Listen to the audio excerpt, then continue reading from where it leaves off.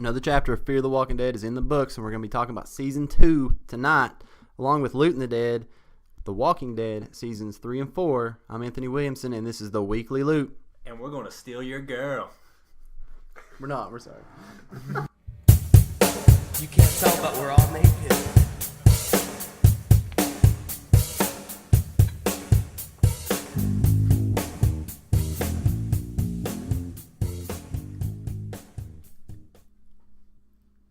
Alright, guys, with me tonight is your video game analyst, Monty, along with co-creator of the Weekly Loot, Matt. Yeah. How you guys doing tonight? Pretty good, man. That's cool. I'm kind of hungry. Are you hungry? Yeah. we just ate. Yeah. I know. I'm sorry. I got out of the car and I started thinking about that Dollar General pizza. And I just, You were talking about that. And a lot. I just want to say, it was Arby's. And if you don't eat Arby's, then F you. In is how you spell fun. Okay. First, we're going to talk about Fear the Walking Dead. Yeah. I know you guys watched it. I haven't seen it. Super pumped. But there's definitely going to be spoiler alerts for this. It was 2 hours finale. We're going to start out with Monty because he's the newer Oh, newer God. host here. What can I say about the Fear the Walking Dead finale? Travis finally stops being a wimp. I have to say the episode Wrath, because they did it in 2 episodes, is a 2-hour finale. But Are you okay? yeah, I'm cool. But Was it that anyways, bad? no. I was trying to swallow some Mountain Dew and yeah. Anyways, You haven't drank Mountain Dew. hey, look. Okay, I'm sorry. Go on. We'll go off that for a All minute. right. Anyways, my favorite part was in the episode Wrath, as at the very end. Basically, Travis, he brings the wrath to the Bromigos, and I have to say that scene was beyond satisfying. The moment he figures out they killed his son, it was on. And it was very interesting, especially how the other people in the hotel reacted, especially after the dude's mom had already stabbed the one black guy. What's his name? Strand, yeah. So they don't want to kick, what was it? They never kicked her out, but Travis goes completely crackers on, the Bromigos and all of a sudden get him out of here. But I mean, he did bash in the one dude's head in the doorway, but in his defense, if you're going to come in on somebody who knows about the rage, common sense would tell you, you better be ready. Anyways, Matt, what'd you think about it? I did like the part with Travis. But I think one of my favorite moments is something that a lot of people don't talk about is when Alicia stepped up. Oh, you're talking about when she stabbed the other guy? Yeah, they had the thing and the doctor. The doctor, I think he was the brother, was holding the gun on Travis and he was getting ready to kill him. And it just kind of cuts back to him with kind of like a surprised look, and you realize that Alicia just stabbed him right in the heart. I mean, just killed him dead. I think that to me was almost more. The Travis thing was really graphic and really cool, but I think the Alicia stabbing was just. I mean, I did not see that coming. It was surprising. I guess the thing about Travis, though, is just, to me, it was just a really satisfying scene. Because, I mean, if you kill a man's son, I feel like he has the right to beat your head in. Yeah, as a father, I mean, dude, if somebody killed my kid, I honestly, if I knew that they were going to take my child and put him in danger in the first, I wouldn't even let him go out of the farm. I just killed him while they slept. I think you actually said that. Didn't you say something like that? Yeah, I actually said so. I was like, why don't you just... I mean, but don't get me wrong. Travis was he's still trying to maintain his humanity. And to be quite honest, I think that last episode finally did it for me, where I actually am starting to enjoy Fear the Walking Dead. Maybe it's just because I actually enjoy the darker aspects of what an apocalyptic situation can bring out and the morality challenges people face. I mean, what was it? Even his wife, the blonde lady. See, this is how much I care. I forget the characters' names. Yeah, Madison. Anyways, like, she even tells him that he didn't even know about it, where she killed the Mexican lady that was basically, in a way, manipulating Nick. So it's very interesting. I have to say, I will be watching the next season to see how that all goes over. Which, speaking of which, I'm actually interested about border control there. They just come straight out, start popping rounds, and then all of a sudden they throw everybody to the ground. It's like, wait a minute. That was a little confusing to me, because if you're already popping rounds, you're entering a hostile state. You might as well get rid of all of them. I mean, why come out popping rounds if nobody's acting hostile yet, if you're not planning on killing them all and just taking their stuff? So it was confusing to me. I'm interested to see how that plays out. I think the border control is going to be how everybody meets back up. which is also going to be interesting with Travis and Alicia and Madison. So can't wait to see the next season. Yeah, I can't. I gotta agree with you 100%. I think that a lot of people kind of quit on the Fear of the Walking Dead, and I think it's just now really hitting its stride. It was a slow build up. I myself was, I watched it from day one premiere, and even I was like, oh, if this don't get better soon, I might have to give up. Well, it's so slow. It's such a slow build up, and it, like Dusty said, the finale does not disappoint. It is just awesome. One part we didn't even discuss is Chris. I mean, man, did you like the way he went out? I mean, to me, The Walking Dead, and even Fear the Walking Dead, being as it's a branch off of The Walking Dead, of course. I mean, they got to be realistic, and if some stuff like that happens, you're going to have deaths happen that are not going to be climactic. They're going to be cold. So I feel like they did a good job on touching on that. I liked kind of how they did it, because I mean, no one ever came out and said what happened. Travis just put it together, and I mean, if you want to be realistic in the drama that played out, that could be a very realistic scenario. So like I said, I really enjoyed it. And I have to say, I kind of figured if any of the main cast was going to go, it was going to be Chris. Yeah. He wasn't very well. I don't think the fans really liked him that much, but I have no idea. That's a mere opinion. But I mean, he took his chances. That's what happens. Yeah. I think it might have lent more to the fire of why Travis went overboard, because the kind of connecting that your child just died alone on a street in the middle of nowhere, and they just walked up and capped it. Man. I mean, to me, that's got to make that probably made it even 10 times worse in his mind. Now, I also want to say, since we're talking about this, I want to talk about the Bromigos. There was a slight part of the Bromigos. You're like, these guys are all right, and then you're like, oh, these guys are really stupid. Their buddy, which we haven't even talked about this, their buddy got shot in the leg. They just end him quick too. I mean, Travis even says, leave him with me. At what part does that benefit anybody? The only thing they did was waste a bullet, and Travis would have took care of the kid. I don't really understand. I guess it's just because I wouldn't understand that mentality or anything like that, but I guess they didn't want him to turn. Yeah. I don't know. I don't understand. They could have completely left the kid with Travis and went on. It was just like these kids were completely stupid. They just went full retard all at once, and they're like, screw it. All I know is do not get a paper cut around those guys. Good God, yeah. Yeah, if you skin your knees, they're probably going to cap you off. But man, you get a stone, you got a bruise. Get him. Can't let him turn. That could set up blood clots. It's just, I don't know. There's some satisfaction there seeing them. Only thing I'm saying is those kids deserve to be strangled to death. Yes. Like, they deserved it. I want to stop you guys for a second. You're going to have to explain to me who the Bromigos are, because I haven't seen the episode yet. Brandon and... it was Brandon... what was that was name? They're not even... I don't even remember. I can't remember the other one that got shot in the leg was James. But it's these three teenagers that they meet Travis and Chris as they're on the road, and Chris kind of bonds with them, which, to be honest, in his defense, they were the first people to actually say anything nice to the kid in the whole show. Okay, I know what you're talking about now. Yeah, but I mean, if I got treated like crap, and all of a sudden these guys are like, hey, you're pretty cool, I can understand bonding with them a little bit, but there's after a certain point, you got to be like, at what point are you going full retard? Yeah.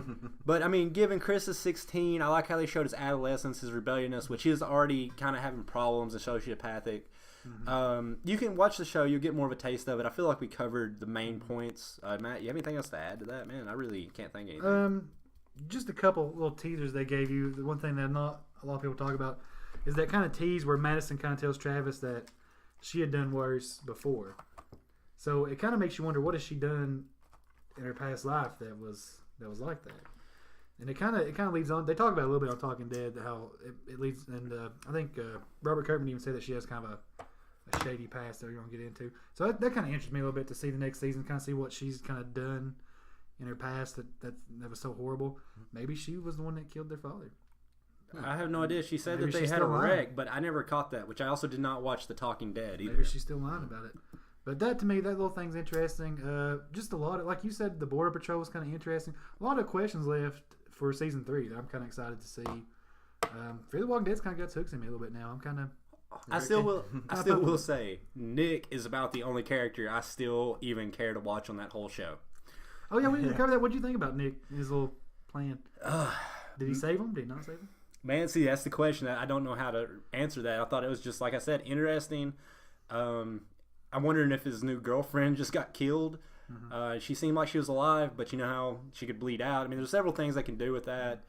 I thought it was interesting. No, what got me was all these armed drug dealers go in there. They fire off the rounds, and you know the pharmacist guy he moved the bus, and let all the zombies in, and they don't show it. But you had all these heavily armed guys die and turn into zombies.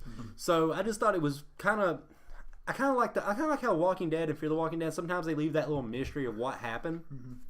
A good example would be the first season of The Walking Dead when I want to say the Latino family at the beginning was like, we're all like, well, we're leaving, we're going to Fort Benning or whatever, and they're like, no, we need to go to, it was somewhere in Bama. I actually watched the first season yesterday, but they're actually going over there to find their family, which we were wrong. They're not actually going all the way west. They're just going to Bama. But I forget where it was. But the point being is you don't know what happened to those characters. And sometimes I think that's a good thing, because if you were really in the apocalypse, sometimes people are just going to go away. Kind of like the Hispanic family in the original Walking Dead. Yes, pretty much. Okay. Yeah, that's what I'm talking about. Their names, so I didn't know. I like what you're saying. I think that when you look at you talk about the heavily armed drug cartel, I think that when you looked at them when the walkers were coming toward, they still kind of had a little surprise to them. I think it was still early on, and they're just kind of still not comfortable with the walkers yet. Like maybe it still kind of freaks them out, and they kind of a little small amount of hesitation will get you killed easily. I have to say, it was satisfying that they died, because those idiots wasted I don't know how many rounds celebrating in the middle of that town, just firing rounds into the air. Maybe that's why they died. Maybe they just ran out of ammo. I bet you saw the regret, like, oh crap, maybe we shouldn't have done that. Yeah, it was good to see them go. Maybe they all didn't die. Maybe some of them still. You don't know. It's like you said, you never know. It's open ended. They did show the two main ones, the brother and the leader of the drug cartel. They were both zombified. Yep. Got the face eat off. Well, it was just really interesting, real awesome finale. I think I really liked it.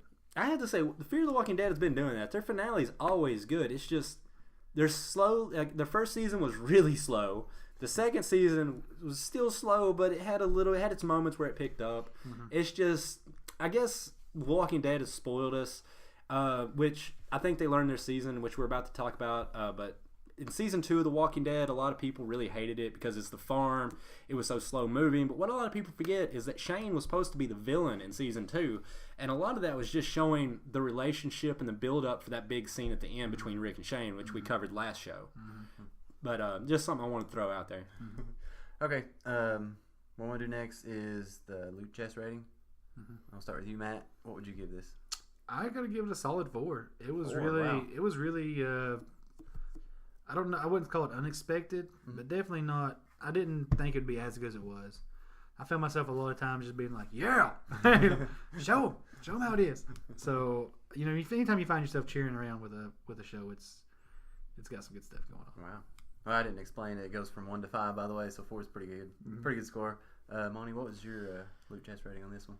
I have to agree with Matt. That was a really satisfying episode. So I'm going to put my little bit of biased opinion I have about Fear the Walking Dead, which I'm going to give season 3 a really good shot, especially after that finale.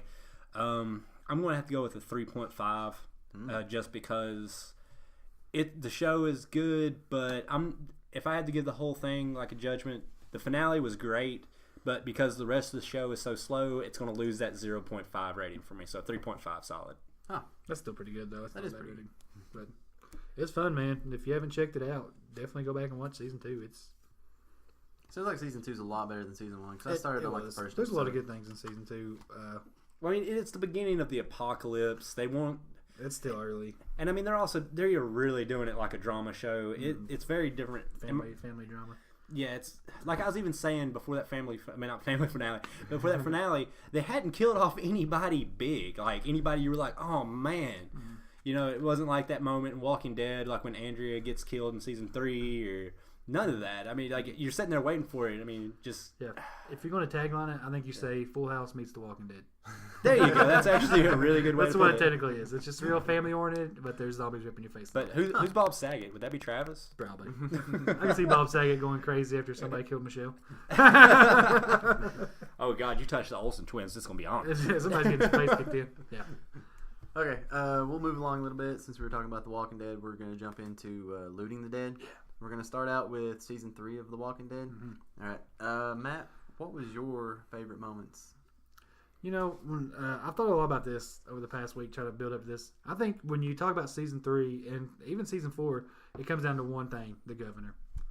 The governor is their first... You know, Shane was a bad guy, but, you know, as crazy and as bad as he was, the governor's a different world because the governor has resources. Right. It's different. Like, he's a real true villain because it's not just you're going up against the governor. He's got followers that are willing to die for him.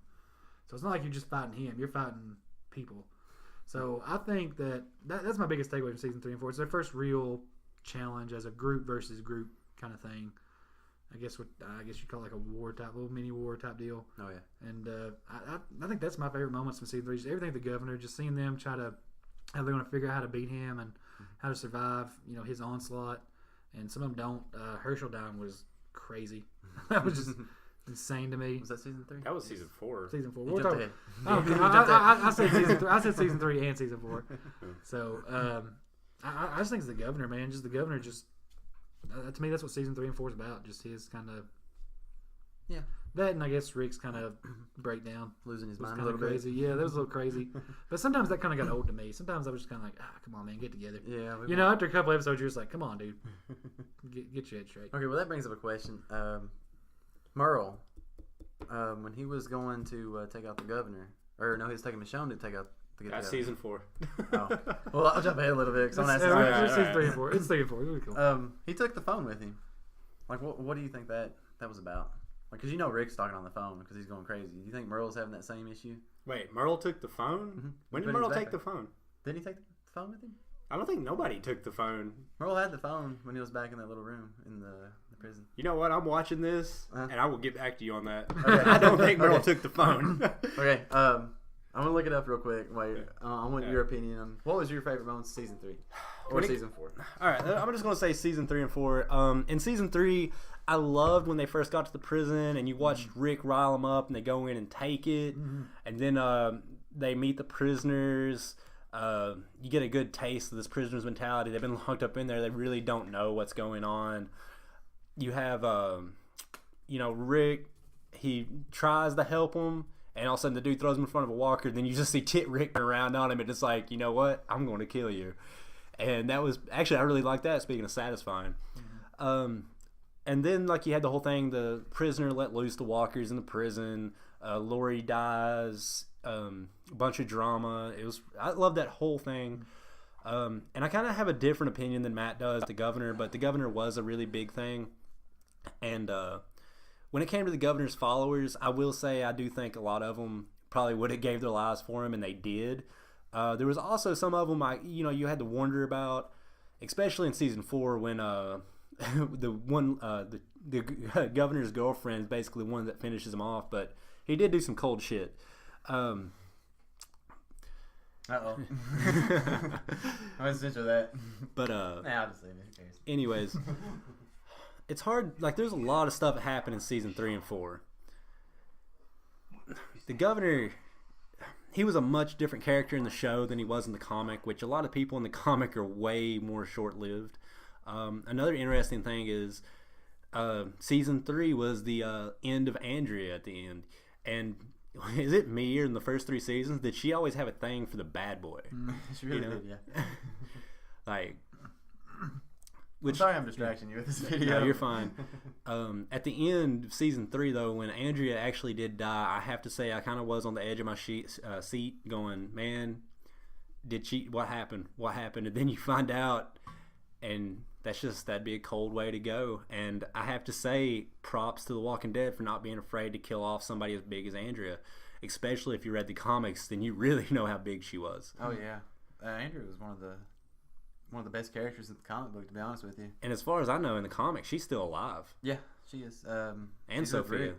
Spoiler alert, she's with Rick. Yeah. Oh, we've already said spoiler alert. Yeah, if they haven't watched or read this shit, that's on them. Yeah. And I have to say, I know Season 2 came out in like 2012. Come on, people, catch up. Oh, yeah, and Merle. I have to say, Merle is that racist redneck with the charisma that you just want to love to hate him. And I have to say he did redeem himself quite a bit towards the end there. Especially the scene where Daryl comes up on him and finds that he's a walker. That was just heartbreaking for me because I love Michael Rooker, and I wish they had kept Merle around a little bit longer. Yeah, he would have been a lot interesting to see develop, especially even now in this timeline that's going on. Like I would like to have seen his character development because he's one of those characters like Carol that is a different person, and you slowly watch him change. Yeah. Him and Daryl join Negan. I don't think bikers, they're like us. Oh God, That's something else I want to touch on real quick. I've actually been reading some rumors where they said because Carl, he goes with Negan tries to try to get him to join him or something like that. Trying to get him you're talking about after Carl sneaks in the back of the Negan's van and then jumps out and kills a bunch of Negan's men, and Negan's like, "All right, kid, you're hardcore." Yeah. I seen something where Daryl's going to take his place. I don't Man, know if that's true or not. That's just a rumor. that's if Daryl even survives the bat. No, that's sad. That's sad to think about. Yeah. And I have to say, also, something we haven't touched on since we're talking about seasons 3 and 4 is that the governor wasn't even the whole season 4. That was only maybe a quarter to half of it. The other part was them walking up to Terminus. Yeah, he was like, what was it, like the first couple episodes was the governor's? It was something like that. I have to First 5 or rewatch it. 6, It something was like that. the first season. But- not the first season, but the first half. Of the Yeah, it season. was just like a few episodes he was in there, and then it seemed like it happened real fast. It seemed like he went away real quick. Yeah, he kind of came back out of nowhere. They had his backstory, and then he was back with the tank and all that.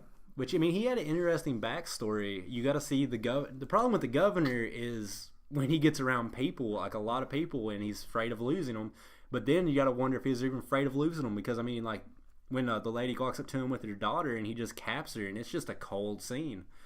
But one thing I would like to touch on since we're talking about season 4, what about the episode with Carol and Tyrese and the twins? Not even twins, but the kids. I found it. I'm sorry to interrupt, but I totally found the video. But if you watch it right here, I'll turn it up. It shows him reaching down for something. It's a telephone. He's putting the telephone in his pack, but they cut it off too soon in this video. I swear I'm not making. I'm just it gonna up. have to rewatch the episode because I don't think Merle takes the phone. That makes no sense. But It doesn't make any sense. That's why I was bringing it up because I'll rewatch it and I'll get back to you on the next podcast. What I will have to say, what I was wanting to talk about is that episode with Carol and the 2 little girls, where the little girl goes psycho and kills her sister. Yeah, you don't hear. Yeah, you don't hear a lot about that. That's that was just insanity, man.